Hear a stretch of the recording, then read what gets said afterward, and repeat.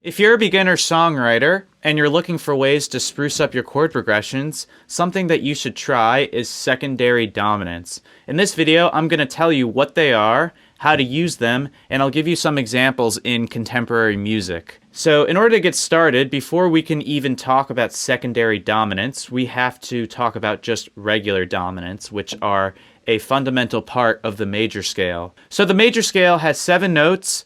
They're separated by whole notes or half notes, and there is a set list of chords for the major scale. The 1, 4, and 5 chords are major, the 2, 3, and 6 chords are minor, and the 7th one is diminished. Now, for the rest of this video, we're going to talk about C major, because that is the easiest scale to talk about. So in C major, the chords would look like this. There would be C major, D minor, E minor, F major, G major, A minor, and then B diminished.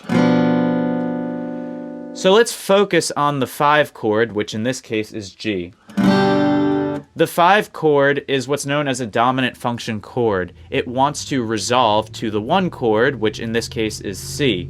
So listen how that sounds, having a 5 go to a 1. Sounds really good. It sounds very satisfying. You have a little bit of instability in the G chord and then a point of rest in the C chord. Now, in this G chord, if we add a minor 7 into the mix, we add a F note, then it becomes a G7 or a G dominant 7. Let's use that in the same kind of resolution.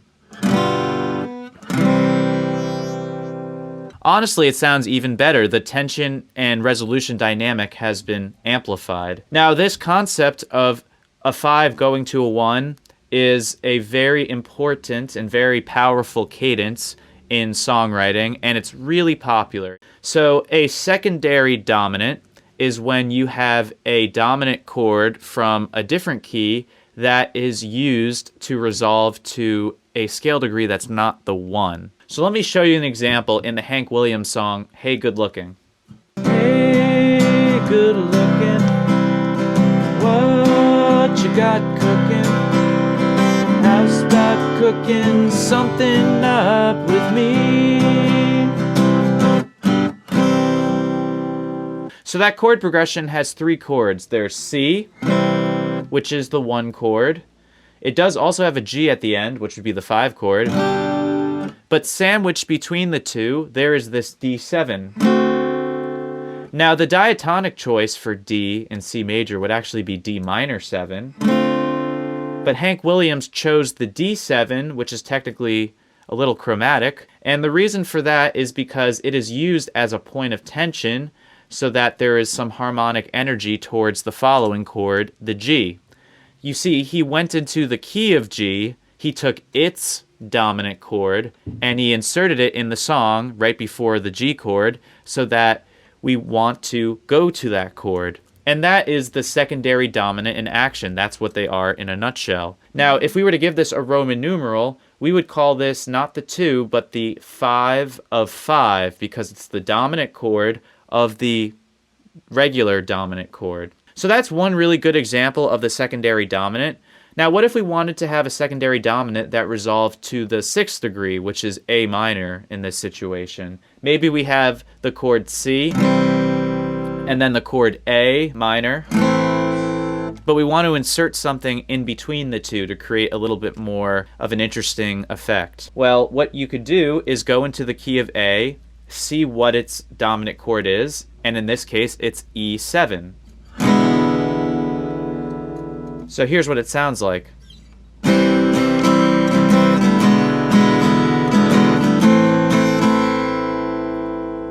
Sounds really good. This is a very, very common type of secondary dominant. It's called the 5 of 6. And something I want to mention also about secondary dominants before we get too into it is that you don't have to include the 7. Like, you could have played this just as a regular E triad.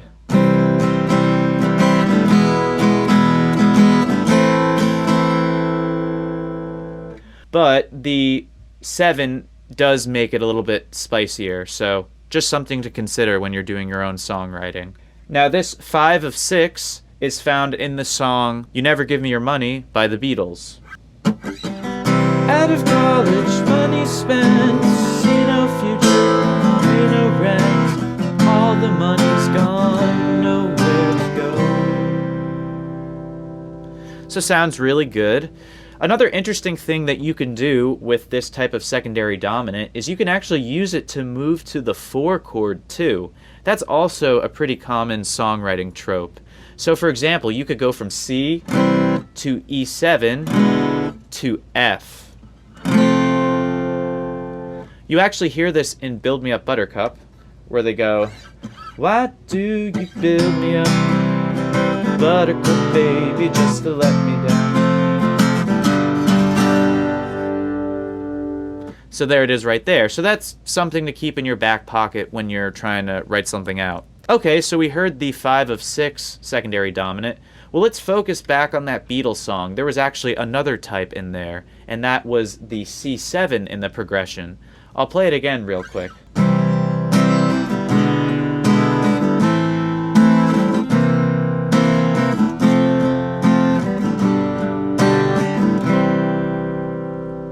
That C7 is the dominant of the following chord, the F, which is the 4. So this would be called the 5 of 4. And this is also a really, really common secondary dominant. Probably the most popular, if I had to guess. Something that's really useful with the secondary dominant is you can do this kind of chord progression where you play the tonic, you go to the dominant, then you go to F, and then you go to F minor, and then back to C. You actually also hear this type of chord progression in the Build Me Up Buttercup song, where it goes, I need you more than anyone, darling. You know that I have from the start. So there you go. Another interesting chord progression you could use. Okay, so there's a few other secondary dominants we need to go over. What if we wanted to resolve to the 2, which is D minor? Well, it would be A7. So if you wanted to write a chord progression where you had C and then a D minor, you could throw an A7 in between the two. And something interesting you could do is you could play a C, you could play the A7 but with a C sharp in the bass, and then you go to D minor. Why that sounds so good is because there is a chromatic bass line. There's this. But it's in the broader context of this. There's also a 5 of 3 chord. Let's say we wanted to go to E minor. Well, we would use the B7 chord. And what songwriters typically do with this type of secondary dominant is they insert it right after the tonic because it's only a half step down.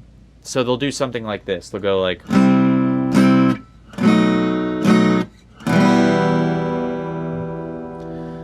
Sounds really good. Now something I want to make clear is that secondary dominants don't have to exclusively be the second chord. They can be anywhere in the chord progression. There can also be multiple secondary dominants like we saw in the Beatles song.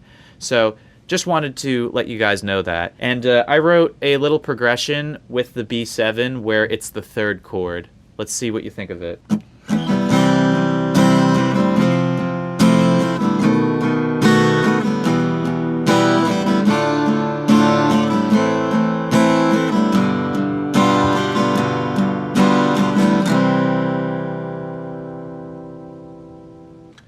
So after that B7, is there any other secondary dominants?